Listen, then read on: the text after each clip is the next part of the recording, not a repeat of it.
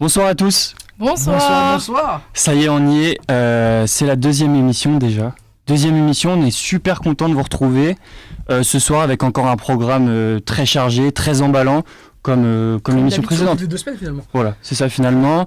Directement, on tient à vous remercier pour les 100 abonnés. Merci infiniment. Oui. Merci à vous. Donc ça commence à prendre. On voit que vous commencez à bien aimer. On a pas mal de retours aussi sur nos chroniques.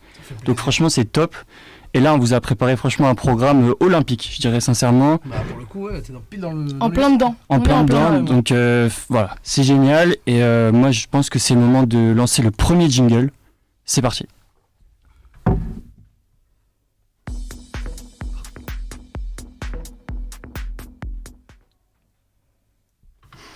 Et ben du coup on se retrouve pour la petite du jour aujourd'hui les amis. Donc moi aujourd'hui, vu qu'on est en plein dans le jeu comme on le disait à l'instant, bah moi j'ai décidé de partir sur un sport qui fait un peu de bruit récemment, l'escalade. Est-ce que ça vous parle l'escalade? Est-ce que vous êtes des petits féos d'escalade? Un petit peu, ouais, en EPS au collège aussi, ouais, un petit peu. Ah ouais, Un petit peu. pas en passion en ce moment? Non, parce pas que c'est un tellement. peu la mode, tu vois, c'est Ok. un peu la mode de l'escalade. Les blocs surtout.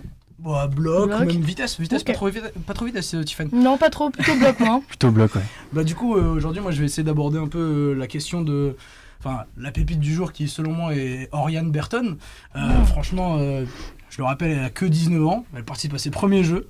Donc on a eu la chance il y a 2 semaines d'avoir Ajar qui nous a un peu parlé de la Ouais, parité lors de c'est pour la première fois de l'histoire des Jeux Olympiques. Excellente chronique, d'ailleurs, à retrouver sur nos réseaux sociaux. Évidemment.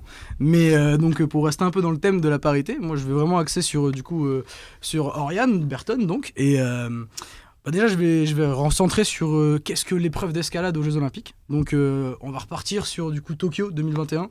Tokyo 2021, donc en fait il y a 3 épreuves différentes en escalade. Donc il y a, comme on disait, le bloc, la difficulté et la vitesse. Et donc à Tokyo c'était un peu particulier. Il y avait qu'une seule médaille d'or pour les hommes et pour les femmes en escalade. C'est-à-dire qu'ils faisaient les trois épreuves donc combinées. Et le meilleur obtenait la médaille d'or, etc. Médaille d'argent, médaille de bronze, je vous fais pas un dessin. Pas de spécialité. Exactement, c'est-à-dire qu'il va être bon dans les 3 épreuves, donc c'est aussi plus compliqué parce qu'il y en a qui ont un peu des facilités en vitesse, en bloc, etc. Parce que ça n'a rien à voir. Donc la vitesse, c'est vraiment, comme son nom l'indique, de la vitesse pure et dure. Donc on a un mur de 15 mètres, il faut le monter le plus rapidement possible. Donc moi je vais lâcher une petite référence à cette fameuse polonaise Alexandra Miroslav qui a battu du coup le record du monde 2 fois d'affilée la même journée. Donc le 5 août là hier. Assez dingue. Ouais. En fait souvent on pense elle a vraiment été super forte. Elle a été exceptionnelle. Pour l'avoir vue en live, elle a été vraiment super forte. D'ailleurs, bonjour à tout le monde, parce qu'on n'a pas eu vraiment de présentation. Évidemment, on a oublié de présenter un peu le meilleur pour la fin. Le meilleur pour la fin, et voilà, je me permets de faire les présentations. Nico, là, qui vous fait la pépite du jour, je me permets vraiment de couper, je fais comme chez moi. Jules, du coup, à la présentation. Tiffen, ici. Alès, qui est par là, derrière moi. Il est avec nous. Et voilà, il est avec nous, il est dans nos cœurs. Ne vous inquiétez pas. Et il arrive d'ailleurs avec notre invité, et moi-même, Théo Tim.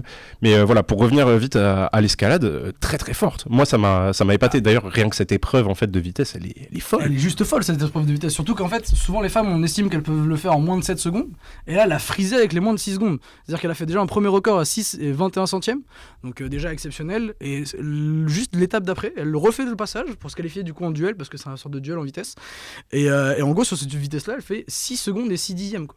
Donc ça veut dire qu'elle a failli passer la barre des 5 secondes, donc ce qui est normalement réservé pour les hommes théoriquement. Et donc voilà, donc je vais un peu repréciser pour du coup Paris 2024. C'est différent de Tokyo, donc il y a deux médailles à choper en escalade, c'est-à-dire que du coup il y a la vitesse qui est à part, et ils ont combiné donc le bloc et la difficulté. Donc c'est-à-dire que les athlètes doivent être performants sur le bloc et sur la difficulté, ce qui est quand même des épreuves totalement différentes. Donc là j'évoquais un peu la vitesse. Donc la vitesse c'est juste sur un mur de 15 mètres, on monte le plus rapidement possible. Le bloc c'est sur un mur de 4,5 mètres, donc c'est vachement plus court finalement. Mais tout simplement on n'a en fait pas le parcours, on connaît pas du tout le chemin à prendre. Donc en fait t'es face à un bloc, 4 blocs même, et en fait tu dois passer le plus rapidement possible, donc avec le moins de tentatives possible. Elle le découvre elle-même. Elle le découvre face à elle, tu vois. Okay. Donc c'est très compliqué. Et après t'as cette difficulté, donc l'épreuve de difficulté, qui est un mur de 15 mètres, où on doit aussi monter le plus rapidement possible, enfin pas plus rapidement possible, mais on connaît vraiment pas le chemin, et tu découvres tu dois en fait être celui qui arrive le plus haut possible. Parce que c'est d'où le nom de difficulté, c'est le plus dur. Donc tout simplement, tout bêtement, tu dois te faire chier à essayer de monter le plus haut possible. Donc c'est vraiment très compliqué. Donc le bloc et la difficulté, c'est ensemble.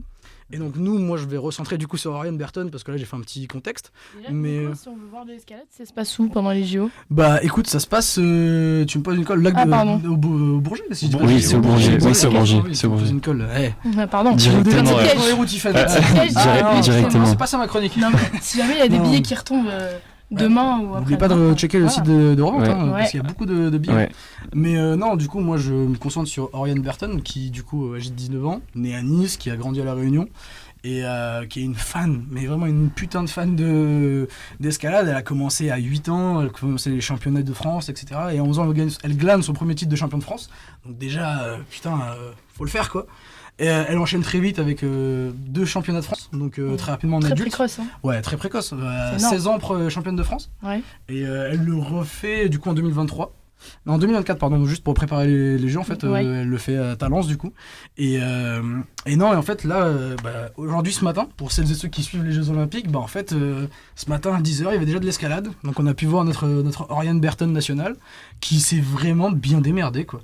La meuf, elle s'est dit, bon, je vais faire mon truc. Donc, c'est que l'épreuve du bloc aujourd'hui. Ok. Donc, sur l'épreuve du bloc, elle a fini 2e.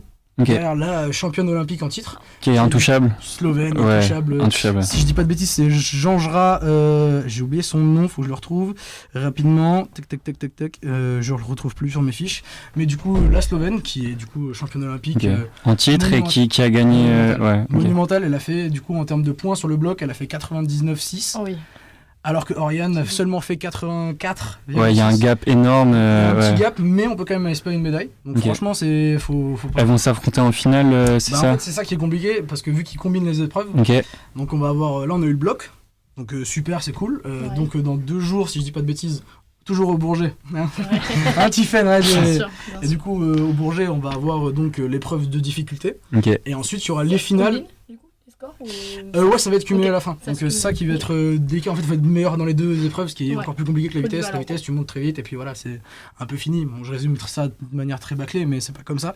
Mais donc ouais, il y aura du coup les 2 finales le 10 août. Donc le 10 Ok. août, donc on aura déjà notre chère Oriane qui sera déjà qualifiée pour le bloc. Donc on espère qu'elle va faire une super bonne performance en difficulté. Mais du coup, ouais, après en termes de palmarès, si je vous parle un peu de palmarès, là elle a fait en 2023. Du coup, elle a réussi à se qualifier qu'en octobre dernier pour les Jeux Olympiques. Oui, Ok. j'avais vu sa course qui était folle hein, pour se qualifier. À Le Laval, public effectivement, à était Laval. vraiment nombreux, c'était incroyable comme qualif. Impressionnant, mais donc elle a très vite réussi à choper la médaille d'or, donc le titre, Ouais. donc qualifiée, banalement, tranquillement, franchement, que du kiff. Et puis elle s'est dit, bon, pour continuer un peu ma préparation, elle a repris les étapes de Coupe du Monde, parce qu'il y a une étape de Coupe du Monde Ouais. un peu, donc c'est des étapes à droite à gauche. Donc là, c'était à Salt Lake City, du coup aux États-Unis. Et elle a chopé la médaille d'or, tout simplement. Ouais, en tout simplement, 2024, ouais. Ok. elle est un peu sur cette lancée-là, et elle le disait même à France Info, écoutez, moi je suis là avec que du plaisir, vu comment ça se passe en entraînement, si je continue sur les mêmes bases dans l'entraînement, sur les bonnes étapes, ça va être génial en fait. Parce Donc, que, elle est à la maison, elle est en confiance, elle a rien à parce qu'on perdre. rappelle, premier pense jeu, que- 19 ans. Ouais. Je sais Ouais, pas, c'est ça, c'est ça. moi je trouve que c'est un peu compliqué à 19 ans d'aller quand Ouais, même devant bien sûr. On n'y 15 était 000 pas. Hein. spectateurs, des milliers de En téléspectateurs. folie, ouais, bien sûr. Alors, Ouais. Après escalade, je suis pas assez bon pour le faire, tu vois, genre on se rappelle que voilà, il fait un peu chaud, etc. Ouais. Mais non, plus sérieusement, franchement, si vous avez quelqu'un à regarder, vous êtes un peu fan d'escalade, Ouais, c'est elle. parce qu'on a souvent un pote qui fait de l'escalade qui te dit hey, viens un peu avec nous. Franchement, moi, si je peux vous donner un conseil, c'est qu'on a vraiment des chances de médaille au niveau de l'escalade, Ok. donc que ce soit masculin ou féminin. Donc honnêtement, je pense que si vous avez quelque chose à faire 10 août, Ouais. avant le dernier jour des Jeux Olympiques, Un immancable. pour C'est moi, vrai c'est un que immanquable. c'est une épreuve qui est assez télégénique. Hein. Complètement. Franchement, l'épreuve de vitesse, j'ai regardé les premiers jours là, d'escalade, Ouais. c'était impressionnant. Ah, mais D'ailleurs, au c'est début, il y a eu des petits bugs de touche sur les premiers, c'est jamais sur simple. les Ouais. premiers runs, mais Ouais, mais surtout que du coup le Bourget c'est très compliqué parce qu'il y a Bah que oui. 4 parcours d'escalade. ok. Il y en a un en indoor et le reste c'est en extérieur Ouais. pour avoir le beau spectacle, Ouais. beaucoup de spectateurs, c'est sympa. Mais ouais, c'est assez franchement je trouve ça hyper esthétique en fait. C'est très esthétique parce que la vitesse, on a tous vu les images du coup du record de Alexandra Miroslav, C'était impressionnant. juste une folie. pur et dur. Et on espère la même réussite Voler. pour Oriane. Mais Parce bon. que Bertin, elle peut le faire. Elle peut le faire, notre Elle peut, athlète. ouais. Hein. À 19 ans, elle peut aller glaner sa première médaille. Ouais. Ça pourrait nous faire un petit parallèle avec Félix Lebrun. Ouais. Je sais pas si d'aller abroger. Non, moi j'allais parler de. J'ai beaucoup regardé ces épreuves-là, Ok. et ce que j'adore, c'est le calme en fait qui est nécessaire et la précision dans les gestes. Tu sens il y a vraiment de l'observation. Ils découvrent le parcours en même temps que nous, Bah oui. et c'est voilà un coup ils La essaient, tactique, un coup pied droit, un coup pied gauche, un coup on essaie de croiser, on met la magnésie. Enfin, c'est des gestes, je trouve, et c'est très très agréable à regarder. C'est vraiment une belle épreuve. Et ça qui est assez Ouais. fou. C'est ça qui est assez dingue. C'est Complètement parce qu'en fait, le bloc, c'est vraiment genre. Tu te dis un peu C'est ça. le parcours, Et tu le vois chemin, tu te dis, comme ça, ouais. peut-être. Ouais, Parce ça. que du coup, il faut aller chercher les plus hauts points. Donc là, Ouais. en fait, pour cette demi-finale, du coup, la Polonaise, elle a réussi à faire les 4 blocs, elle est arrivée jusqu'en haut, pas de problème.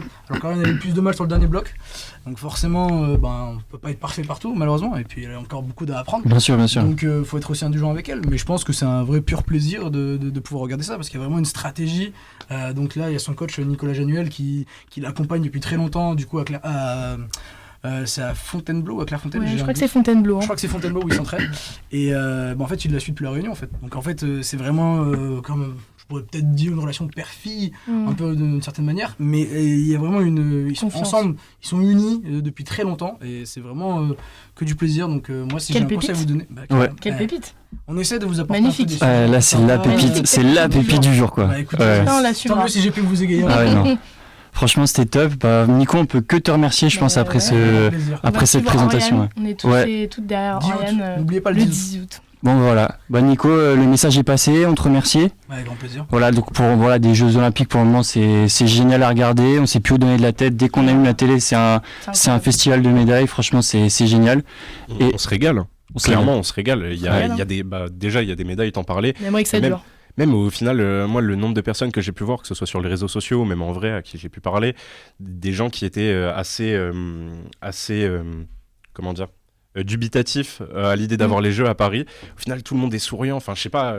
Ouais, mais je Tu pense sais, que. il y a cette réputation-là des Parisiens qui tirent un peu la gueule. Mm. Et au Ouais. final, là, enfin, je sais pas, ça a rajouté un truc et enfin, je trouve ça. Bah, je vais vous en parler de ça, justement, tout de suite. Oh là là, il fait ouais. C'est pas si bien dire, Théotime. Il Non, nous mais- fait du teasing. Ouais. Et bah, tu sais quoi, Tété, tu peux envoyer le jingle.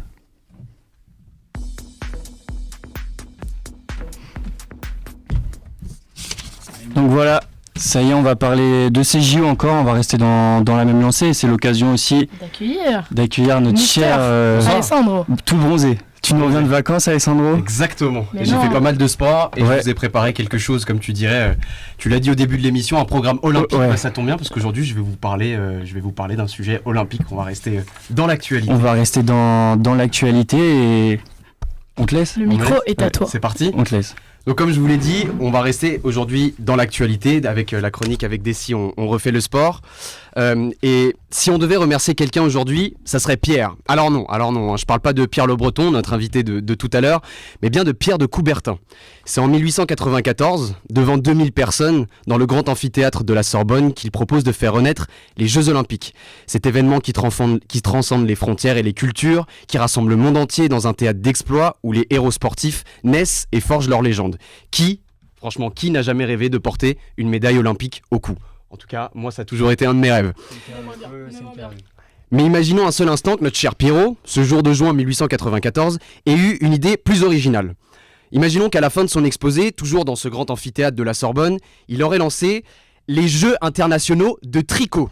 Imaginez une arène où la foule en délire scande les noms de Mamie Jeannette et son doigt limpide et précis, et Mamie Micheline qui est au tricot, ce que Spielberg est au cinéma, qui affronte en finale Papy Roger et sa vitesse légendaire, ainsi que Papy Maurice et son endurance à toute épreuve. Effectivement, on aurait sûrement vécu des grands moments. Mais surtout, avec ces Jeux internationaux de tricot, les Jeux Olympiques n'auraient pas existé, tout simplement. Et cet événement, qui est l'objectif d'une vie pour tant d'athlètes, sans cet événement, nous n'aurions peut-être pas vu naître certains des plus grands sportifs de l'histoire. Alors, et si? Et si Pierre de Coubertin n'avait pas proposé de faire renaître les Jeux Olympiques, que seraient devenus certains athlètes emblématiques du sport mondial? J'en ai choisi 5, et je vais essayer de vous les présenter dans ce monde fictif du et si. Le premier, c'est Usain Bolt, le Jamaïcain, 8 fois médaillé d'or en athlétisme aux Jeux Olympiques et le recordman du 100 mètres et du 200 mètres.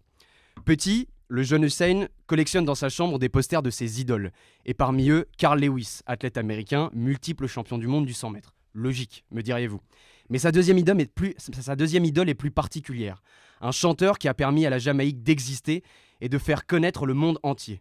De se faire connaître par le monde entier, je parle évidemment du chanteur jamaïcain Bob Marley. Le petit Hussein ne cesse d'écouter Bob à longueur de journée, lui le héros national de son pays.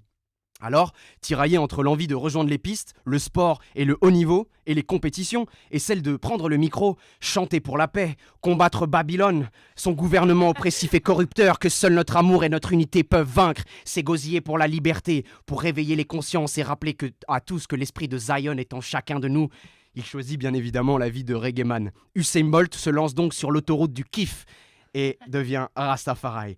Devenu un chanteur de reggae mondialement connu, Usain marche sur les traces de son idole Bob Marley et signe avec les plus grandes maisons de disques. Surnommé Lightning Bolt, il écrit des chansons d'amour et de paix comme ses titres phares, World Record of Love, le record du monde de l'amour, et Run of Liberty, la course de la liberté.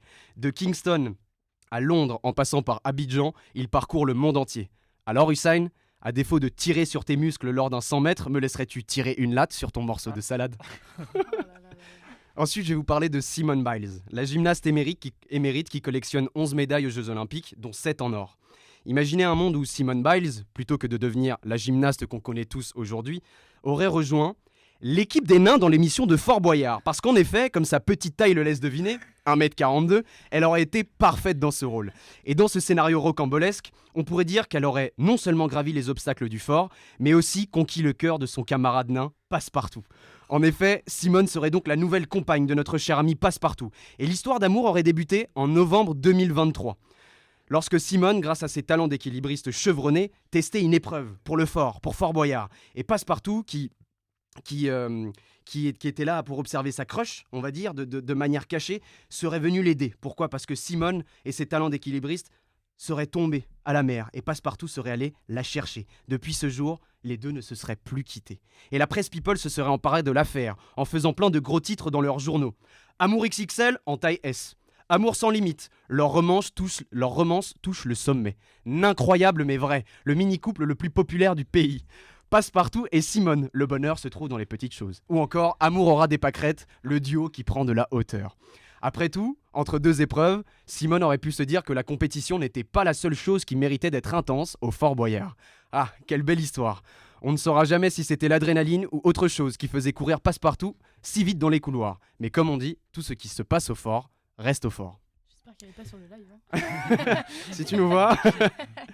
Le troisième athlète dont je vais vous parler, vous le connaissez tous, c'est Teddy Riner, le meilleur judoka du monde dans la catégorie des plus de 100 kilos, qui a encore gagné 2 médailles olympiques, 7 médailles aux Jeux Olympiques, dont 5 en or en tout dans toute sa carrière. Alors Teddy Riner, c'est 2m04, 140 kilos de muscles, et si Teddy Riner n'avait pas été judoka, il aurait forcément été videur de boîte de nuit. Quelle question. Mais attention, je vous parle pas d'un videur de boîte de nuit comme ceux que nous connaissons tous. Pas de ceux qui refusent l'entrée à un groupe de garçons, faute d'un nombre insuffisant de filles à leur côté. Pas de ceux qui vous recaleraient pour une paire de chaussures blanches légèrement tachées, arguant que la tenue n'est pas appropriée. Dégage. Pas un de ces videurs qui nous oblige à nous tenir en rang dans la file, droit comme des piquets, dans un silence si profond qu'on pourrait entendre une mouche péter. L'ambiance y est si rigide qu'on se croirait dans une inspection militaire où le moindre mot peut coûter l'entrée et ruiner la soirée. Pas de ces sélecteurs intransigeants qui repoussent le moindre d'entre nous qui serait légèrement éméché. Monsieur le videur, vos cocktails coûtent l'équivalent de mon salaire sur 2 mois. Évidemment que je vais m'envoyer des grandes canettes de 8-6 avant de venir. Il faut réfléchir un petit peu. Logique. Non, mesdames et messieurs, Teddy Riner serait un videur bienveillant, un homme compréhensif, humain. Le genre de mec qu'on check à l'entrée. Un videur qu'on appellerait monsieur par respect mutuel, car si lui nous traite avec égard, il est naturel de lui en témoigner aussi. Un videur qui comprendrait la signification de nos cris et de nos rires dans la file d'attente, parce qu'au fond, si on fait tous vacarme, c'est pas pour vous faire chier, c'est qu'on est heureux, tout simplement. Un videur qui saurait faire la différence entre le connard ou la connasse, qui a créé une bagarre, et l'autre personne qui n'a rien demandé. Bref, le médaillé d'or des videurs, quoi. D'ailleurs, si vous voulez le rencontrer, il travaille à la boîte du Hippon Wazari à Paris, et il sera ravi de vous accueillir. Le rêve. On va y aller, hein. On Moi, y va après. Non j'aimerais bien après, le les rencontrer gars. en tant que videur de boîte de nuit. Enfin, je vais vous parler de Michael Phelps, qui est le nageur américain monstrueux, recordman du nombre de médailles dans toute l'histoire des Jeux Olympiques, 28 médailles, dont 23 en or. Le nageur américain Michael Phelps, recordman du nombre de médailles, n'aurait jamais pensé une seule seconde à s'approcher d'un bassin. Pourquoi ? Je vais vous montrer tout simplement. Regardez le visage de Michael Phelps. C'est lui. Il est juste là. vous le voyez ? Ouais, c'est bien lui, oui. D'accord ? Et avec un visage aussi atypique, il aurait adopté pour une carrière un peu plus artistique. Effectivement, j'ai trouvé qu'il aurait pu faire le sosie officiel de Benoît Paire et de SCH en même temps. Le mix magnifique. C'est Le frappant. mix magnifique. ouais, C'est c'est frappant, ouais. Concert, showcase, prestations, retrouver Michael Phelps en tournée partout dans le département du Doubs pour un spectacle démentiel mêlant l'univers de ces deux hommes. Et j'ai d'ailleurs pu me procurer son prochain texte de rap qui parle de tennis et de la carrière de Benoît Paire. Il dit « Oui, m'a gâté. Cheveux colorés, bien sûr qu'ils sont stylés. En plein soleil, sur le cours, service frôlé. Frustration, Benoît, t'es dans la frustration. Raquette éclatée, mon gars t'es mauvais, faudrait arrêter. » On s'y croit. T'as envie de rager ? Oh mais on est étonné. Ça crie sur le public, ça crie sur l'arbitre, vraiment pas pudique. Et enfin, la dernière personne que dont je voulais parler, on va parler de quelque chose d'un peu plus sérieux. Je voulais aborder la boxeuse algérienne Iman Khelif, qui participe à ses premiers Jeux Olympiques cette année à Paris. Et récemment, je pense qu'on a tous entendu parler de cette boxeuse algérienne, malheureusement pas pour les bonnes raisons. Et elle est accusée d'être une femme transgenre, c'est-à-dire une personne dont l'identité de genre est féminine, alors que le genre qui lui a été assigné à la naissance est masculin. Pourtant, Iman Khelif est une femme atteinte d'hyperandrogénie, ce qui signifie qu'elle présente des niveaux d'hormones mâles et principalement de la testostérone supérieurs à ceux des autres femmes. Et c'est ce qui a déclenché un scandale, car certains estiment que ce taux élevé de testostérone lui donne un avantage injuste dans la catégorie féminine. Depuis, elle est la cible de cyberharcèlement et d'insultes transphobes. Iman Khelif, si elle n'était pas devenue une boxeuse accomplie, elle aurait pu faire une entrée tout aussi fracassante et percutante dans le monde du théâtre. En tant que comédienne, elle aurait utilisé sa présence sur scène pour défier les normes traditionnelles de beauté, montrer que la diversité est une richesse et que oui, ce n'est pas une honte d'être une femme qui présente des traits un peu plus masculins. Sur les planches, elle aurait incarné des rôles audacieux, collaborant avec des metteurs en scène avant-gardistes qui célèbrent la pluralité corporelle et l'expression de genre. Son interprétation aurait été une déclaration puissante redéfinissant les rôles traditionnels imposés par la société. Et elle aurait également soutenu des initiatives de sensibilisation aux enjeux de l'hyperandrogénie et de la transphobie, mettant en lumière les défis auxquels sont confrontées les personnes dont l'expression de genre et les caractéristiques physiques ne correspondent pas aux normes sociales. Monter sur scène est presque la même chose que monter sur un ring. Les répliques sont ses coups droits, les monologues ses revers et les versets ses uppercuts. Parce que dans la vraie vie comme dans la vie fictive que je suis en train d'inventer, la figure d'Iman dérange. Et je crois que c'est le moment parfait pour faire fermer des gueules à ceux qui l'ouvrent trop et qui tentent de réduire l'image de l'Algérienne à une caricature.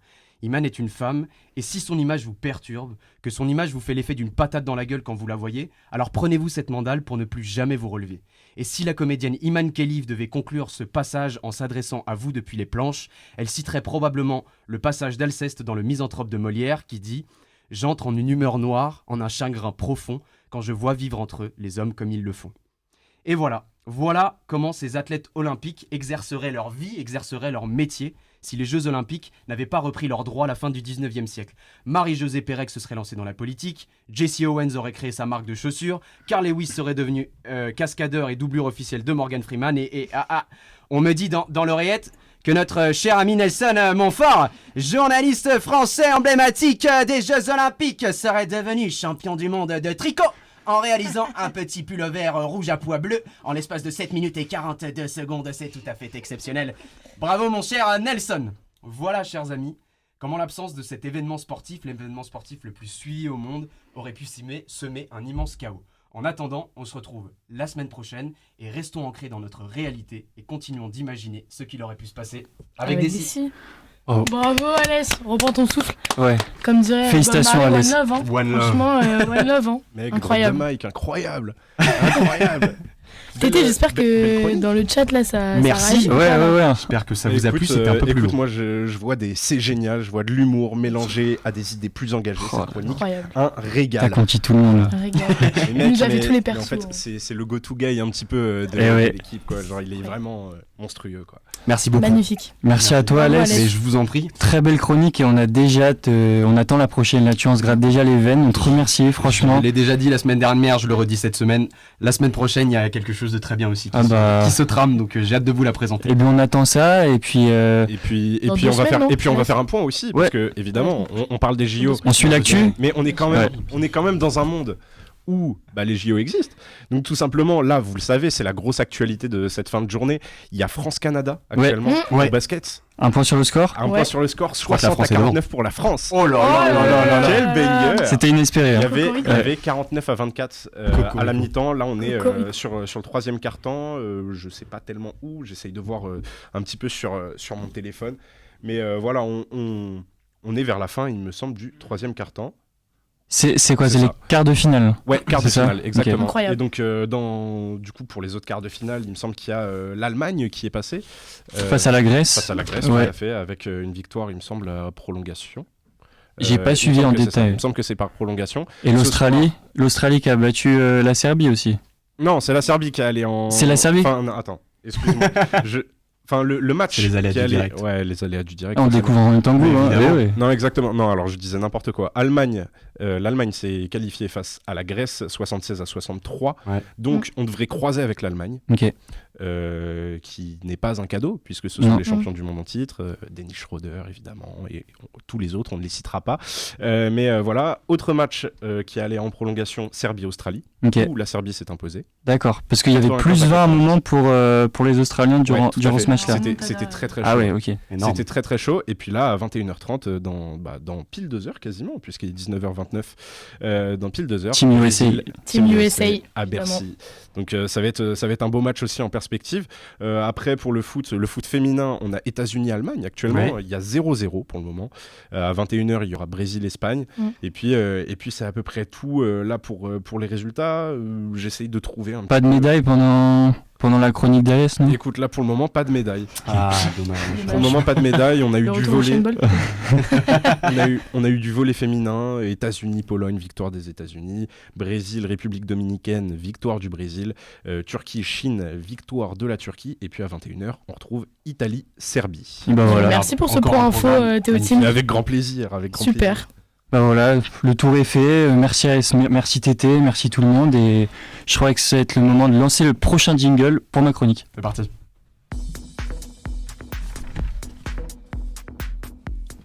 Et voilà, on accueille Nico de nouveau dans le studio. C'est compliqué de prendre le micro après le passage d'Alès, Ouais. évidemment.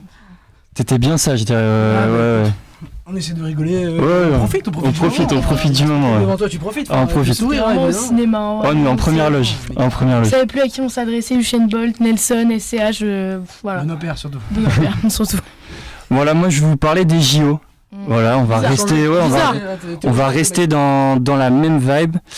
Et on peut dresser un constat, je pense, en ce moment, mes amis. Écoute, on t'écoute. on Après une cherche. semaine, Ouais, c'est que les Français sont heureux. Les Français sont heureux. C'est une affirmation. Pas de Ouais. question, une affirmation. Je l'affirme. J'aurais pas pensé dire ça un jour devant vous, devant le micro, devant des milliers de téléspectateurs même carrément. Non, les Français sont heureux et ça fait franchement plaisir à voir. Et c'était pas gagné. Parce que si on se plonge un peu dans les derniers mois, voire les dernières années, que du négatif sur les travaux, les infrastructures, les transports, budget, le budget, personne, Pécresse, Hidalgo, voilà, c'était assez anxiogène. compliqué. Tout le monde se renvoyait la balle, c'était assez compliqué, sincèrement. Surtout qu'on est sur Paris, donc on a pu le voir de nos propres yeux. Ouais. Donc on a vu les travaux, on a vu l'évolution des trucs. Les médias qui étaient pas là pour Non, donner du baume au cœur. Non. non. Plutôt sceptique. Hein. Tout le monde sceptique à sa manière, à sa mesure, certains plus que d'autres. Et il faut dire qu'il y avait quand même un sentiment plutôt négatif, plutôt anxiogène en fait à l'approche de ces JO, Complètement. et qui a été totalement balayé par cette très belle cérémonie d'ouverture. Bah, Je sais pas ce que vous en avez pensé. Commencé en fanfare. Incroyable. Complètement dingue. Je pense que ça a mis tout le monde d'accord. Ça a mis tout le monde d'accord. C'est Alors, vraiment- d'après les sondages, ça aurait mis environ 75% des Ouais. Français d'accord. On peut dire que c'est une grande majorité quand même. C'est quand même- rare que quelque ouais. chose mette surtout qu'on autant vient d'accord. après un contexte politique très C'est chaotique. ça. Ouais. hein. Ça revient Mm. un peu redorer un peu le Ouais, blouson, si j'ose dire. c'est un sacré C'est exploit, que- franchement, d'avoir réussi à inverser cette tendance et ce marasme qui était présent. Donc voilà, c'est pour ça que, en ce moment, je trouve que c'est super agréable. C'est très agréable, le climat. Nous, on a la chance d'être à Paris, la chance ou pas, mais j'estime que c'est une chance. Dans les transports, dans la rue, il y a une... Surtout, à ce moment-là. Ouais. Pour le coup, ceux qu'on fuit, Ouais. on est bien depuis. Ouais. On est bien. Bah, moi, je, On Voilà. n'a jamais été aussi bien. je vais parler pour moi, mais j'ai eu la chance d'assister à quelques épreuves. Ouais. Et honnêtement, que ce soit transport, Bah engouement, Exceptionnel. Entrée Mais- et sortie facile. mais- Les Vraiment. transports, Nico, qu'est-ce que tu allé voir? Tu me disais, c'était facile pour toi, ça, les Du coup, je transports? suis allé au Stade de France pour l'athlétisme avec mon frère. Gros big up à lui s'il est sur le live. Il est. J'espère. La famille quand même. Mais non, plus sérieusement, ouais. S'il y a une gestion des transports qui est vraiment exceptionnelle. C'est-à-dire que il y a 80 000 spectateurs au Stade de France. En fait, c'est fluide. Genre, les RER passent assez fréquemment. Il y a des gens qui sont devant les bornes, après les bornes, qui nous guident, qui nous disent d'aller Ouais. devant, à l'arrière. Il n'y a pas ce sentiment où on est les uns sur les autres dans le métro, tous serrés dans le RER. Et puis voilà, il y a du calme aussi, ça rassure les gens. Complètement. On sait qu'il y a un risque un peu de sécurité, on en Carrément. parlait énormément d'ailleurs. Tout se passe Ouais. pour le mieux. Mais oui, c'est vrai que voilà, les métros sont, comme tu dis, c'est pas gavé, les flux sont Non. extrêmement bien gérés. Il y a une organisation qui c'est est un pur plaisir. Vraiment, Ouais. c'est très bien Sur organisé. place, hein. Moi, je suis pas allée au Stade de France, mais à l'Arena Sud, donc c'est quand même plus très petit. sympa. Mais pour le coup, on doutait vachement aussi sur la capacité de l'organisation française à faciliter les entrées, les sorties, comment ça allait se passer, est-ce qu'on va bouchonner Tout est comme fluide. après un concert Tout est où fluide. parfois ça bouchonne, on est obligé d'attendre 15 métros, etc. Et franchement, il n'y a eu aucun problème. Surtout grâce aussi aux bénévoles, aux volontaires, Ouais. Ah, évidemment, ça, qui putain, sont super, ils ont tous Ils le ont du smile, ils ont courage. été Ouais, briefés. courage. Enfin voilà, sous pilule de bonheur. Je Ah sais ouais, pas, c'est mais c'est c'est- dingue. ils sont Non, c'est vraiment, dingue. hyper enjoués. Et puis juste de voir toutes ces nationalités rassemblées à Paris. Ouais. Je sais pas, vous, Moi, c'est j'ai incroyable. jamais vu autant de Ouais. hola Dîner dans au des stades. restaurant C'est avec ça. des Brésiliens et Ouais. des Canadiens. Quoi. Ah non, Donc, c'est une parenthèse. Truc à voir après la live. Mais- non, mais c'est vrai que ce contact aussi avec, Ouais. avec le monde entier, on a l'impression que tout le monde est à Paris en ce moment. Ouais. C'est Ouais. fou aussi de. Et puis l'ambiance aussi. Mais carrément. L'ambiance Ouais. à l'étranger, les médias n'en reviennent pas. Il y a Michael Fess encore hier ou avant-hier qui Ouais. disait qu'il avait jamais connu ça dans une piscine. C'est franchement dingue. Et il y a un petit sentiment de fierté. Bah, On va c'est pas Ça, se le J'ai cacher. vu le nombre de Juste médailles de- aussi. Ouais. Et que c'est. Il y a bah, de quoi- il y a on de s'en quoi sort être- bien, il y a hein. de quoi être fier quand même. non, franchement, c'est exceptionnel. Parce que t'as abordé la question de la cérémonie d'ouverture. Ouais, Ouais. T'as pas du tout parlé de la flamme. Flamme historique. exceptionnel. Elle vole dans Paris. Enfin, Ouais. au bout d'un Vous moment, pouvez aller la voir d'ailleurs. En fait, effectivement. pour s'approcher, il faut réserver. Gris, non Voilà, Ouais, c'est ça, c'est j'en ai vrai. Tuileries. Mais vous pouvez quand même être à 100 mètres. J'y suis allé. C'est des rues aussi. où c'est on ça, peut la voilà, tu observer, peux la voir, etc. c'est ça. Et c'est Puis splendide. le parc Mais des elle est champions, splendide. le Club France, on n'en Ouais. parle pas assez. Club du France, il y a une file d'attente. Mais Tu me disais en incroyable. antenne, Tiffen. Hier, hier, je suis allée au Club France et vu que j'intervenais pour mon autre emploi, que coup de sifflet, nul. du coup, j'y étais assez tôt. Et mais dès 8h30, Ouais, c'est la la folie. billetterie ouvre à 10h pour ceux qui n'ont pas réussi à avoir des places avant. 8h30, une queue, mais d'enfer. Mais Ah ouais, c'était- non, enfin, moi, c'est j'étais franchement dingue. choquée. Ouais. Et franchement, le Club France, je voyais avec l'organisatrice du ministère qui me disait que au début, c'est monté vraiment crescendo. Ok. Et on a vu à partir du moment où, franchement, dès le début, avec les rugbyman, Ouais. ça a mis une ambiance Ça a de très dingue. bien lancé. Ouais. Et avec Ah la oui. télé, les réseaux sociaux. Puis beaucoup d'images sur les réseaux, Ouais, d'explosions exactement. comme des fan zones à l'euro, en Incroyable. fait, ouais, C'est la Coupe genre du Monde The et Place tout. to Ouais. see, quoi. Dingue. C'est vrai, c'est Enfin, incroyable. C'est vraiment The Place to Là, il see n'y à a plus de Paris. place pour la semaine. Plus de place, Ouais, c'est complètement, c'est un engouement terrible. Complètement dingue. Et puis les maisons aussi des Ouais.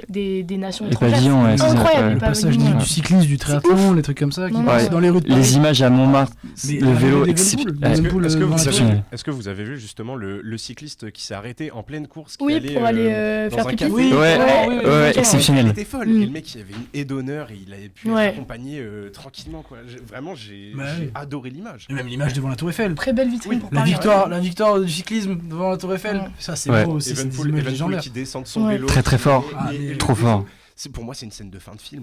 Ouais. Ah oui, non, Ouais. carrément, tu dis. bah, Non mais magnifique. ouais, ouais. Mais même le C'est vrai beach. que les le beach décors volley, et un Devant la- volley, Mais c'est ça depuis le le Grand début. Palais. Ouais. En fait, on Les- s'en prend plein la gueule. Exactement. Tous les jours, on arrive, on découvre une. C'est un théâtre à ciel ouvert et C'est exactement c'est ça. franchement C'est formidable. exactement ça. Et voilà, c'est ce que. Ouais, Alès peut-être. Et même Evenpool le dit lui-même quand il passe la ligne et qui descend de son vélo, qui fait cette superbe photo, il le dit à la fin de son interview, le cadre était tellement beau que je voulais une belle photo en fait. Moi aussi. Lui-même. C'est pour lui. Alors son qu'il avait fond d'écran. critiqué les rues de Paris. hein. On s'en souvient avant. Et puis Evenpool qui a bien fait la fête. Je sais pas si vous avez vu les images de lui. Je crois que c'était à la maison de la Toujours dans Ouais. les bons plans, Théotine. Il était là apparemment, on me dit qu'il était derrière le bar. Dans l'oreillette, encore une fois. Il y avait de la bonne tech belge. Et écoute, il avait l'air de s'éclater le mec, donc trop bien. Non, On parle du belge, mais évidemment, il y a les deux Français qui ont gagné. Ouais. sur cette Non mais épreuve. bien sûr. C'était beau. Madoua, Mais quelle c'est la vitrine, porte. Ouais. Quelle C'est ça. vitrine Ouais. pour la France, pour le tourisme. Voilà, c'est ça. Mais moi, je suis entièrement d'accord avec toi, Jules. C'est Je trouve que- les Français et en fait, les gens à Paris en ce moment sont heureux. C'est ça, et je trouve que c'est important de le souligner. Toute l'année, on est dans la grisaille. Toute l'année, il y a une certaine image de Ouais. Paris Ouais. que les médias entretiennent. Et je trouve que c'est important de dire quand ça se passe bien. Je pense que c'était le bon timing aussi, hein. Les gens en ont Complètement. marre. C'est Là, ça. Ils veulent juste Ah, là. kiffer Voilà. et, Et- se retrouver autour du sport. Voilà. Fédéré, en fait. C'est ça. Et pour conclure, voilà, j'aimerais dire que j'essaie d'être optimiste et de me dire que cet enthousiasme va durer. Il n'y a pas de raison que ça s'inverse. Et sincèrement, je trouve que c'est pour le moment les plus beaux Jeux Olympiques de l'histoire. C'est des mots très forts, Franchement, Moi, Ouais, j'ai j'ai- juste un peu peur de l'après. ouais, J'ai un je peu suis peur un de peu l'après, plus mitigée hein. moi sur l'après. Un peu plus sceptique sur les Paralympiques. Et puis on espère surtout que ça dure. Bah, Ça c'est dure ça. cette bonne humeur. Ouais, C'est cette ça, moi, mon effervescence. scepticisme vient du coup sur les Jeux Paralympiques. J'ai peur qu'il y ait une baisse d'engouement et que ce soit un peu plus parce que ça va durer jusqu'au 8 ou 9 septembre. Donc en vrai, je pense qu'il faut quand même qu'il y ait beaucoup de l'engouement même pour les Paralympiques, honnêtement. Donc il faut garder le cap. Il y en aura, Qu'il il y en reste aura, encore je pense. des qu'il y en aura. billets, Ouais, non, Tout je pense à qu'il y fait. aura. Je veux Alors, qu'il y en ait. Je veux Il qu'il y en reste, ait. il Parce reste des que billets. Faut pas les oublier. Il reste des billets. Et puis même, faut savoir aussi que le Club France est gratuit pour les Ouais, Jeux il va être Paralympiques. gratuit, il va y Donc, avoir encore plein de fan franchement, zones. c'est l'occasion aussi de vivre des émotions de fou. C'est tellement abordable Et- en termes de prix. Juste de prix, les billets sont tellement plus abordables que les. Oui, les déjà, Jeux rien que les. Oui, forcément, oui, je croyais que tu parlais du Club France qui est Non, gratuit, non, du du coup, tout. forcément, c'est abordable. Tu me prends vraiment pour un débile. C'est vraiment abordable, c'est genre gratuit. Ah, ça m'en fout. Je mets une clope après, je fais rien. Non, mais voilà, c'était. Franchement, c'est vraiment cool. Et puis, forcément, oui, comme tu l'as dit. Tout est plus abordable. Donc voilà, c'est l'occasion aussi de participer à des Olympiades, à des Paralympiades là en l'occurrence, et ça va être top. On Et juste pour espère que rester- ça dure. Juste pour Ouais. rester sur les Paralympiques, du coup, moi je vous prépare une petite chronique du coup pour dans 2 semaines. Ok. Sur un petit, une Oh, petite le pépite spoil. paralympique. Ouais, le rendez-vous est pris, quoi. Du teasing. Ça hein. tease. Ouais. Faut se vendre aussi. On sait jamais, il y a RMC peut-être dans la RMC qui regarde. Non, bah, Ok. on sait jamais. Mais ouais, Toujours t'inquiète rêver. pas. Non, mais merci, Et- voilà, on sera là. Et donc voilà, Merci à toi c'était pour mon cette petit chronique. billet d'humeur. Non, mais, Jules, voilà. merci à toi. Faut te Ouais. remercier aussi. Tu remercies tout le monde, mais personne ne te remercie. Donc je te remercie. On ne tient plus Nico, on ne tient plus Nico. On profite. Hein. Ouais, merci à tous. Et je pense que c'est le moment d'accueillir notre invité. Oui, Donc accueillons-le. accueillons-nous. Pierre Le Breton, c'est à toi. Bien sûr.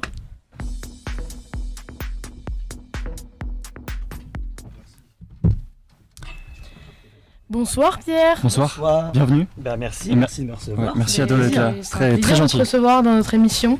Bah, le plaisir est partagé. On va commencer tout de suite. Est-ce que tu peux te présenter déjà pour Ouais. nos téléspectateurs et nos Bien sûr. Alors donc moi c'est Pierre Le Breton. Donc je travaille à Amaury Sport Organisation, donc qui est un acteur de l'événementiel sportif qui est notamment connu pour organiser le Tour de France, hein, mais aussi d'autres événements comme le Marathon de Paris ou encore le Paris-Dakar, qui s'appelle maintenant d'ailleurs le Dakar sans tout court.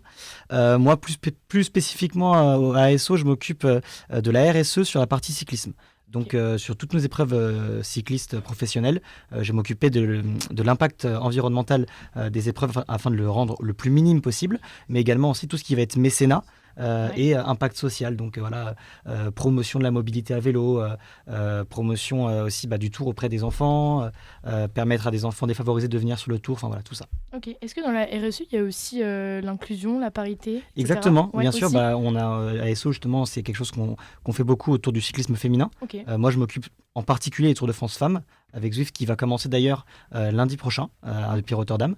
Donc voilà, ça rentre dans la partie qu'on appelle sociale, on va dire. Voilà. Le social de RSE, on rend tout ce qui est inclusion, égalité des genres, mais également inclusion avec le handicap Ok. et inclusion sociale. Ok, justement, tu l'as dit, donc lundi prochain va débuter le Tour de France Femmes avec Ouais. Zwift. Est-ce que tu peux nous dire un peu à quoi va ressembler une journée type pour toi avec ton poste? Alors du coup, moi, donc j'ai un poste qui varie vachement entre les épreuves. Ok. Donc ça dépend de l'engagement qu'on y met aussi à chaque fois au niveau des sujets RSE. Il n'y a pas le même budget partout. Donc sur le Tour de France Femmes avec Zwift, on est assez ambitieux. Ce qui fait que toute la partie environnementale est gérée par des prestataires, notamment sur la partie déchets, qui moi est mon rôle principal sur d'autres épreuves. Là, on a un prestataire qui s'occupe vraiment de ça. Donc moi, je me focus, on va dire, sur l'aspect mobilité à vélo et social. Ok. Donc c'est-à-dire que sur le Tour de France Femmes avec Zwift, je suis présent sur les fan zones au départ, et donc je m'occupe, on va dire, des ateliers du Tour, donc qui sont les ateliers qu'on propose aux enfants. Pour apprendre à faire du vélo, hein. Donc c'est des circuits avec la fédération du coup hollandaise à Rotterdam, puis belge à Bastogne, Ok. et ensuite française enfin quand on revient à Remiremont, à Champagnole et au Grand Bornand. Et également, j'ai aussi 2 associations qui sont présentes sur ces fan zones pour animer, Ok. en lien justement avec l'égalité homme-femme, qui sont donc la Fondation Alice Milia et l'association Elle Bouge. Voilà, donc la première parle de sport au féminin, la deuxième parle plus d'inclusion des femmes dans les métiers réservés habituellement aux hommes, notamment dans le domaine de l'ingénierie et industrie, mais avec nous, elle parle du coup de comment le sport doit laisser et peut laisser une place plus importante aux femmes, que ce soit du côté des sportives, mais également de l'encadrement. Ok, donc plus déconstruire un peu les stéréotypes Exactement. de genre. Très Et bien. puis, si je peux me permettre, Oui. c'est drôle que tu parles de la Fondation Alice Mia, puisqu'on a un bouquin. Oui, Je l'ai merci vu en Alice. arrivant, on a le même au bureau exactement. Voilà, Ils l'ont sorti le avec, bouquin bleu, je vous le montre, voilà, juste là sous mon doigt. Voilà, pour ceux qui nous voient sur le plan là-bas. Donc voilà, petit clin d'œil sympa, improbable, enfin pas prévu en tout cas. Je pense que vous pouvez encore le commander sur le site de la Fondation Alice Mia. Donc en vrai, n'hésitez pas parce qu'il est vraiment il est incroyable. génial, ouais, Et franchement. il fait que des portraits réalisés par des femmes journalistes de sport. Ok.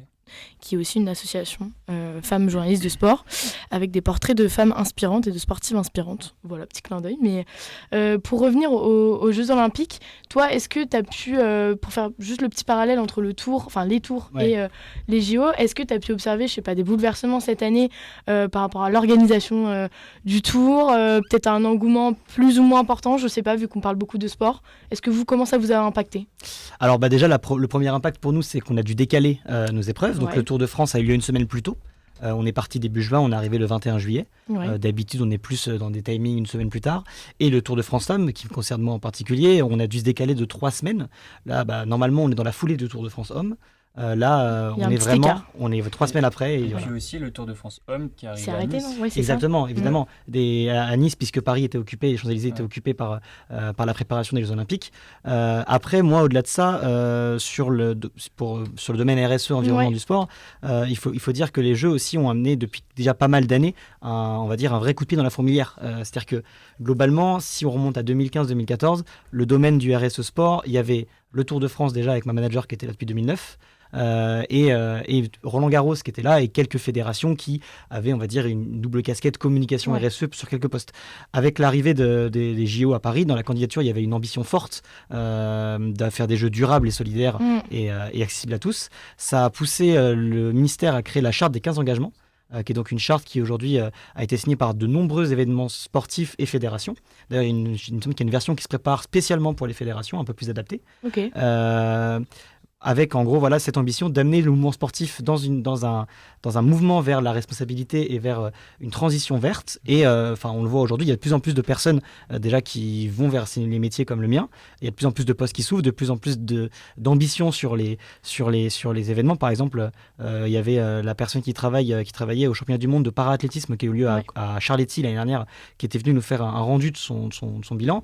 Et clairement, ça a été un bilan très, très ambitieux d'un point de vue environnemental. Ça n'aurait jamais été le cas s'il n'y avait pas eu les Jeux qui avaient poussé cet écosystème à se développer. Il y a même peut-être plus de départements aussi au sein des entreprises qui se focus sur la RSE peut-être. Oui. Et ce qui est bien aussi, là tu l'as rappelé avec avec le para-athlétisme, c'est que peut-être il y a plus d'échanges aussi entre les boîtes, entre les fédés, pour juste faire d'échanges de bons conseils, C'est de ça. bonnes pratiques peut-être. Vous avez beaucoup ça, vous échangez beaucoup à ASO avec d'autres organisations? Alors en fait, il faut savoir que oui, l'événementiel sportif, c'est un milieu qui est particulier. On est un peu concurrent, mais en même temps, on n'est souvent pas le même sport. Et dans le cadre de la RSE, par contre, c'est que c'est vrai pour n'importe quelle entreprise, même si une entreprise concurrente a une bonne idée, nous, on va leur demander, parce que la RSE, le but, c'est quand même de pousser tout le monde vers le haut. Donc nous, on a fait beaucoup d'échanges dans le cadre de la charte des 15 engagements, par exemple. Okay. C'est un vrai club, en fait. On se réunit une fois tous les 3-4 mois. Ça dure une journée entière. Il y a des interventions de personnes qui vont faire des bonnes pratiques. Puis après, on a beaucoup de temps d'échange. Donc nous, en tant que gros de l'événementiel, on a aussi un rôle de transmettre des bonnes pratiques, mais on va aussi également beaucoup s'inspirer d'événements plus petits qui, en fait, il faut savoir que sur le Tour de France, quand on veut mettre un truc en place d'un point de vue environnemental, c'est tout de suite des proportions énormes. Alors que sur un événement plus petit, même chez nous, comme Paris-Roubaix, le Critérium Dauphiné ou alors encore le Tour de France avec Zwift, là, on a tout de suite plus de latence. Un exemple concret, aujourd'hui, on a pu mettre en place sur le Tour de France avec Zwift la fin de la bouteille en plastique avec des fontaines à eau, des gourdes et des éco-cups. Ouais. Sur un Tour de France, ça paraît encore très compliqué parce qu'on n'a pas le même nombre de personnes à fournir et que quand on va au l'Alpe d'Huez, il n'y a pas beaucoup de points d'eau. Ça, tu vois, je rebondis sur ce point-là. Donc moi, j'ai la chance de bosser chez Odyssea. Donc, tu dois connaître, c'est une association qui organise des courses à pied pour lutter contre le cancer du sein. Et donc, on doit faire face justement à cette problématique RSE, des gobelets. Et donc voilà, on voit que c'est des questionnements qui sont... Maintenant, on passe à l'action. C'est-à-dire que on laisse plus traîner ce genre de choses. Là, il faut agir. C'est pour cette année, avec des mairies qui serrent un peu la vis, mais pour de bonnes raisons. Et donc, je trouve que le cheminement intellectuel au sein des associations et des entreprises, c'est assez intéressant. On voit qu'il y a des solutions qui sont trouvées. Et c'est ce que tu disais un peu tout à l'heure. tout le monde regarde un peu chez l'autre. Il n'y a pas vraiment de compétition, mais c'est juste pour qu'ensemble, on trouve les meilleures solutions. Exactement. Puis aussi, il faut dire un truc, c'est que si on est le seul événement à l'année qui leur demande des éco-cups et des gourdes, et que tous les autres font des gobelets en plastique et des bouteilles en plastique, bah, ils vont pas vouloir investir rien que pour nous dans des éco-cups. Donc si tout le monde se met entre guillemets, à faire des bonnes pratiques, ça va être... par exemple. Exactement. Un exemple tout bête. Avant de bosser au Tour de France, moi j'ai travaillé un peu aux Jeux Olympiques. J'ai fait un stage au comité d'organisation qui, pour l'environnement, pour le coup, c'était un confort de fou parce qu'ils sont une vingtaine sur le sujet environnemental, avec chacun une spécialité. Dans n'importe quel événement sportif, nous on est 4, c'est le grand maximum qu'on pourra trouver, quoi. Donc il y avait ce sujet-là avec les lieux de compétition comme le Stade de France, la Défense, etc., avec l'enjeu de créer des points d'eau qui n'existaient pas encore à l'époque pour laisser en héritage. Et donc voilà, comme tu dis, sur les courses de CA, typiquement, les mairies aujourd'hui ont des éco-cups, ce qu'elles n'avaient pas forcément il y a quelques années, parce que beaucoup d'événements demandent. Et moi, je le vois sur le Tour de France Femmes, c'est la première année où il y a des mairies et des départements qui sont venus nous demander des comptes. Alors, donc, moi, ça me fait plus de travail, mais c'est bon signe. Ça veut dire qu'ils demandent, voilà, nous, on vous accueille. Par contre, on aimerait bien qu'il y ait ça qui soit mis en place. Ouais. Donc, voilà. C'est vrai qu'il y a aussi il y a des changements de mentalité au sein des entreprises, mais aussi dans le grand public, parce que c'est des choses maintenant qu'on reproche carrément aux organisations et dans l'événementiel. Exactement. Et au-delà de ça, chez les partenaires. Ouais. Parce que ce qui drive aujourd'hui l'événementiel sportif, c'est malgré tout les partenaires. Sans partenaires, il n'y a pas de Tour, il n'y a pas de Tour de France Femmes, il n'y a pas de JO, il n'y a pas tout ça. Hein. Les JO, quand même, c'est 95% d'argent privé, donc des partenaires. L'État, il met que 5%. Donc voilà, s'il n'y a pas Coca, s'il n'y a pas machin, il n'y a pas de JO. Et ces partenaires-là, de plus en plus, ils sont poussés et par le public et par eux en interne, parce qu'ils n'ont pas envie de se mettre dans une polémique, à accepter des changements et à même être moteur parfois. Ouais, et là, tu vois, on parlait de reproches du public. Toi, est-ce que ça t'arrive peut-être souvent qu'on te dise que le Tour de France, enfin les Tours de France pour le coup, sont des événements polluants? Qu'est-ce que toi tu leur réponds à ces gens-là, tout simplement? Alors déjà, il faut comprendre ce qu'on dit quand un événement sportif il est polluant. Un événement sportif, aujourd'hui, il y a 3 facteurs d'émission principales. Alors, peut-être que vous voulez essayer de trouver lesquels c'est. Sur un événement sportif, qu'est-ce qui fait aujourd'hui que... Les déchets. Alors les déchets, ça peut faire partie, mais c'est pas ce qui va polluer. C'est ce qui va polluer visuellement, mais pas forcément en CO2. La logistique. Alors logistique, nous, ça s'appelle ça, en gros les dépenses énergétiques des bâtiments. Le transport aussi autour, peut-être. Ouais, vous c'est les voitures. Exactement. Transport, dépenses des bâtiments, et le dernier poste, c'est la construction. Okay. L'avantage, c'est que déjà sur le Tour de France, le poste construction et le poste bâtiment, on l'enlève. Ouais. Parce qu'on n'a que des structures qui sont pour la plupart autonomes en énergie ou qui fonctionnent avec des générateurs ou biocarburants, ce qui réduit quand même vachement leur impact. Et on garde la partie transport. Sur la partie transport, nous, en tant qu'événement, on est responsable de notre transport à nous, c'est-à-dire des équipes, éventuellement des partenaires, et de nos équipes à nous. Mais 95% des émissions liées au déplacement, c'est lié aux spectateurs qui viennent. Donc, en soi, le Tour de France et le Tour de France Femmes sont parmi les événements les moins polluants quand on parle des grands événements. On parle beaucoup du gigantisme du Tour de France par rapport à d'autres événements gigantesques comme les JO, la Coupe du Monde de football. Au Qatar, on a un exemple de ce qu'il ne faut pas faire. On a un bel exemple de ce qu'il ne faut pas faire. Voilà. En fait, on a l'avantage que structurellement, notre événement est moins polluant. Alors, j'ai pas les chiffres exacts en tonnes de CO2 parce que déjà, ça parle pas à grand monde, mais on parle de 10 à 15 fois moins au moins que ces grands événements-là, rien que pour le Tour de France. Et pourtant, on est chaque année, on a 10 millions de spectateurs sur le bord des routes. Donc voilà, donc, en soi, structurellement, déjà, on a un événement qui est moins polluant. C'est pas pour autant qu'on ne pollue pas. Voilà. Après, il faut aussi considérer le fait que quand on part du principe qu'il y a un Tour de France ou qu'il y a une Coupe du Monde, on accepte qu'il y aura des émissions, qu'il y aura de la pollution. Mon rôle, et notre rôle aussi en tant qu'organisateur, c'est de le diminuer au maximum. Donc il y a plusieurs facteurs à diminuer. La première, c'est les émissions de CO2 pures et dures. Moi, je suis un peu militant d'arrêter de parler que de CO2 parce que dans le cadre de l'événementiel sportif, ça veut un peu tout rien dire. Typiquement, le Tour de France, on a des zones traversées qui sont protégées. On est passé cette année au Mercantour, dans le col de la Couilleule et la cime de la Bonnette. Le Mercantour, c'est un cœur de parc ultra protégé. Et il faut savoir que, par exemple, tout ce qu'on met en place pour le protéger, sur le bilan carbone, ça coûte. Si on met des barrières, si on envoie des gens avant pour sécuriser, etc., ça coûte du bilan carbone. Pourtant, c'est un truc positif. Donc moi, le bilan carbone, je le laisse un peu de côté en général. Par contre, il y a d'autres aspects qui sont la pollution des milieux, la pollution visuelle, on parlait de déchets, la pollution sonore. Un des gros enjeux pour nous quand on passe dans un endroit protégé, c'est de protéger les oiseaux et de ne pas faire trop de son pour pas les déranger. Donc voilà, moi, mon rôle, c'est de diminuer tout ça. Et aujourd'hui, on met tout en place dans notre possible pour diminuer tout ça. Et on le voit, entre notre premier bilan carbone, pour revenir un peu au carbone, qui est malgré tout, aujourd'hui, il y a de quoi on parle souvent, en 2013, par rapport à aujourd'hui, on a diminué de plus de 35%. Notre objectif, c'est accord de Paris, moins 50%. C'est l'objectif principal. Voilà. Et ensuite, d'amener aussi un peu tout ça. Et il faut aussi qu'on parle parfois de l'impact positif de l'événement. Nous, on réfléchit beaucoup à l'impact positif. On a une phrase qu'on aime bien dire au Tour de France en matière de RSE, c'est on dit souvent qu'il faut laisser une bonne planète pour nos enfants, mais nous, on estime aussi qu'il faut laisser des bons enfants pour notre planète. C'est un peu gagnant-gagnant. Du coup, notre pari, c'est d'apprendre aux enfants à aimer le vélo et à se déplacer en vélo et à préférer le vélo à la voiture, etc. Il faut savoir qu'en France, les chiffres me sortent de la tête, je crois qu'il y a 60% des déplacements qui font de moins de 5 km. Ok. Et moins de 20% de ceux-ci sont faits en vélo. Okay. Et alors que 5 km, c'est rien en vélo. Ouais. Alors bien sûr, parfois, il n'y a pas d'infrastructure, mais ça veut dire qu'il y a quand même un manque. Mais moi, le premier, à Paris, parfois, on me dit « c'est à l'autre bout de Paris », mais en fait, en vélo, c'est une demi-heure. Ouais. Et il y a vraiment une éducation à faire à ce niveau-là sur apprendre à faire du vélo et apprendre à bien faire du vélo. Et nous, on se mobilise là-dessus. On forme chaque année, donc, que ce soit dans les écoles, en amont du Tour ou sur le Tour, donc je parlais des athlètes du Tour que j'anime sur le Tour de France Femmes, mais qui sont aussi sur le Tour de France.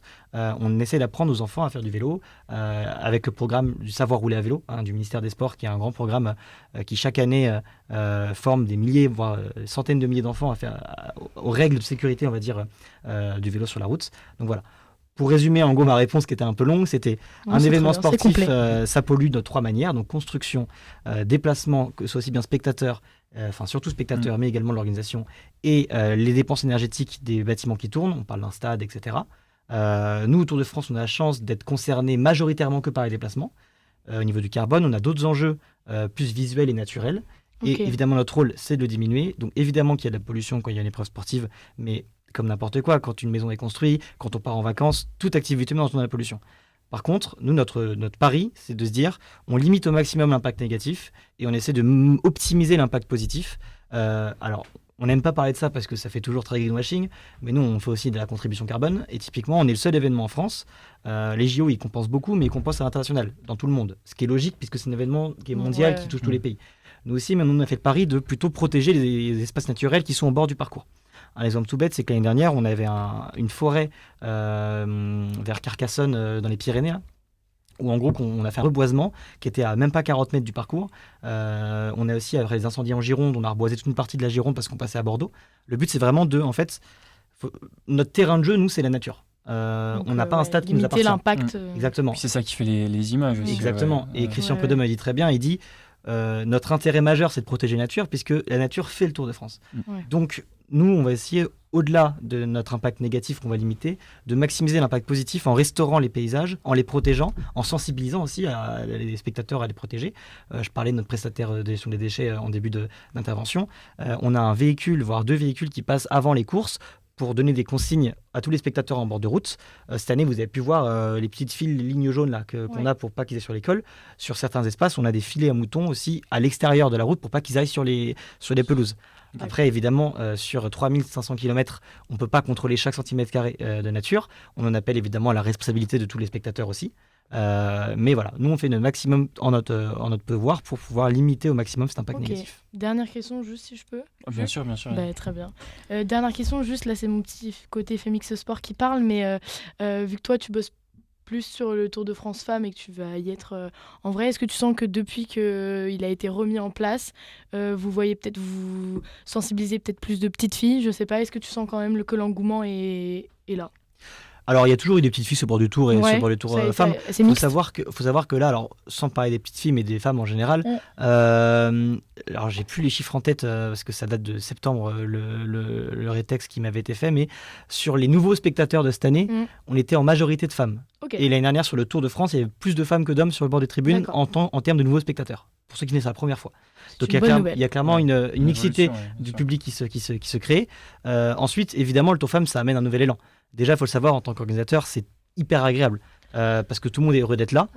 Les premières, c'est les coureuses. On sent vraiment, moi j'ai fait le premier en 2022, et on sent vraiment déjà à la télé en termes de résultats que le sport devient de plus en plus professionnel, parce que la première année, voilà, il y avait encore les 10 meilleurs et les autres équipes qui étaient pros depuis 1 ou 2 ans, et ça se voyait. Il y avait beaucoup qui avaient fini hors délai, mais qui étaient heureuses d'être là, et c'était beau à voir parce que ça montrait quand même qu'il y avait un progrès énorme dans ce sport, et d'où on partait aussi, parce qu'il faut savoir d'où on part pour savoir où on va.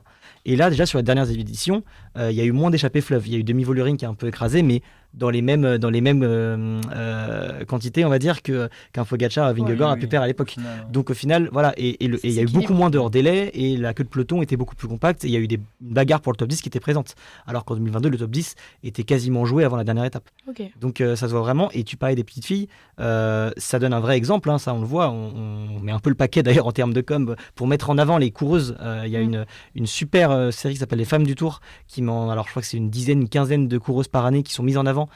C'est des petits reportages de 3-4 minutes sur le parcours, d'où elles viennent, etc. Et c'est assez inspirant.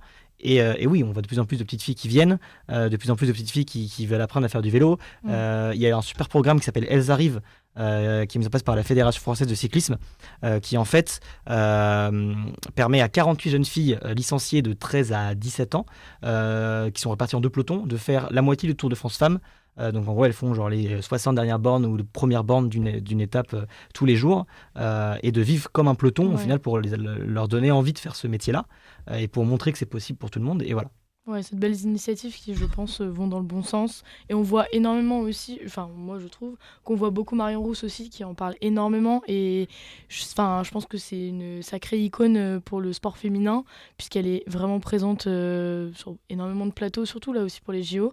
Et je pense que c'est aussi par des rôles modèles comme Marion Rousse que ça peut permettre d'aller dans le bon sens, tout ça. Clairement, Marion Rousse, elle joue un rôle d'ambassadrice qui est clé. Nous, on voit partout où on va, qu'on dit que le Tour de France Femmes, c'est Marion. Et sur le Tour de France Femmes, c'est encore. Enfin, Christian est très sollicité, Prud'homme sur le Tour, mais Marion sur le Tour de France Femmes, c'est quelque chose, c'est une star énorme. Et le Tour Femmes a encore. Alors, il y a France Télévisions avant qui était passé et qui fait qu'elle avait une notoriété énorme. Puis voilà, elle connaît son sujet, elle est très sympathique, elle est compétente surtout, hein, et elle est très bonne ambassadrice de ce sport-là. Et elle donne envie aux petites filles, elle sait très bien parler à la jeunesse, et clairement, c'est un atout. Au niveau de la com et au niveau de la promotion de l'événement, de la voir et du cyclisme féminin. Tu peux nous rappeler quand est-ce qu'il commence ce Tour de France Femmes avec Zwift ? Alors il commence le lundi 12 août à Rotterdam et il s'achèvera en beauté en haut de l'Alpe d'Huez le dimanche 18 août. Ok, parce que c'est que 7 étapes, c'est ça ? Alors 7 étapes en 6 jours, on passe à 8 étapes l'année prochaine. Non, attendez. Non, c'est 8 étapes en 7 jours cette année et on passe à 9 étapes l'année prochaine. D'accord. En fait, on a 2 étapes le mardi où en fait elles font une course en ligne le matin et un contre-la-montre assez court l'après-midi. On voulait garder le format des 8 jours, mais en fait on avait la contrainte des JO, qui pour nous est une contrainte dans ce cas-là, qui fait qu'on a dû commencer le lundi alors qu'habituellement on commence le dimanche. Et l'année prochaine, grand départ de Bretagne et on commence le samedi. Bah écoutez, là pour les fans de sport, il y a de quoi faire cet été. Hein. Je crois qu'on va enchaîner. On va pas s'arrêter là. Ça va être sympa. Merci Pierre. Avec grand plaisir. Merci pour l'accueil. À coup de sifflet. C'était un plaisir de te recevoir. Et un plaisir de partager. Mais voilà, donc ça y est. Tété. Ah oui, le chat. Pardon, on a carrément oublié le chat. Pardon. Et nos amis du chat, franchement, j'ai pas osé te couper, Pierre, parce que c'était vraiment. Très complet, hyper concis. Merci. Tes réponses étaient vraiment. C'est ça, complet. J'ai pas d'autres mots. Nous, dans le chat, qu'est-ce qu'on a eu ? On parlait de RSE, donc RSE, pour ceux qui n'étaient pas très bien informés, c'est responsabilité sociétale des entreprises. Bah oui, on a oublié de définir, c'est vrai. C'est vrai, pardon. Mais du coup, on a. Qu'est-ce qu'on a ? On a Edito qui nous dit ultra clair l'interview, c'est très cool. Il a enchaîné avec une blague, bon après chacun jugera peut-être qu'on va reconnaître à sa blague de la pertinence de la blague, mais il a dit catastrophe environnementale. Ah ouais, inspiré, ouais. C'était un modèle de ce qu'il ne faut pas faire. Au top Pierre, on a eu Carte de Doute Girl qui nous a dit complètement d'accord pour l'éducation routière en vélo. Voilà, Edito toujours qui était là. Edito en feu. Edito, fan numéro 1 en fait. Futur chroniqueur. On t'attend. On a eu une interview très intéressante, on a eu des merci Pierre, on a eu... Voilà, c'est mieux avec le micro parce que je viens de voir, mon micro était éteint. Mais voilà, non, je disais globalement, je disais un petit peu tous les chats, tout ce qui avait pu être posté dans le stream. Des avis unanimes, quoi. Mais globalement unanime, interview hyper intéressante. Merci beaucoup. On s'est régalé. Encore désolé de ne pas avoir allumé mon micro. Y a pas de souci, erreur de débutant. Mais voilà, mais je crois que ça y est, on y est. C'est la fin. Déjà la fin. Mais on se revoit vite, vous inquiétez pas, on se revoit vite. Et on a nos deux amis qui rentrent dans le studio. Allez, se la plume. Faites-vous petit, mettez-vous devant moi, ouais, c'est ça. Voilà, parfait. Voilà. En tout cas, merci pour votre présence pendant l'émission. On s'est régalé encore une fois. Tout le monde. Tiens, Nico, pour avoir une belle image de fin, tu peux te mettre là, juste là, à l'entrée. Et voilà, Fais comme ça, coucou aux comme ça, fans, on a tout le Nicolas. monde. Comme ça, tu me caches pas, c'est magnifique. Magnifique. Merci à tous et à rendez-vous dans 2 semaines. 2 semaines, ouais. 2 semaines. Le 20. Le ouais, 20. C'est ça. Avec de nouveaux invités, de nouvelles chroniques. Et peut-être le débrief du Tour de France Femmes avec avec Zwift. Zwift. Bien sûr. Merci à tous de nous avoir suivis. C'était Bonne très soirée. cool. Ciao, ciao. Ciao, à la prochaine. Ciao. Ciao. Ciao. Ciao.